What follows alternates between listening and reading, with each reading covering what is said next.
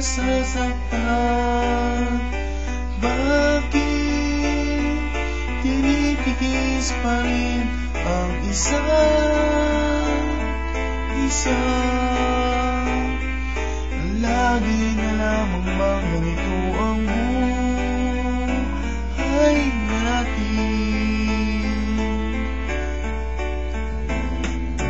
Di na matitis paghihirap ng dingding. Sana'y nadarama mo rin ang paghihirap ko, at sana'y pakinggan ang pakiusap ko sa'yo. Hindi ko kailangan ang yaman sa mundo, pagmamahal mo lang ang tanging hinahanap ko.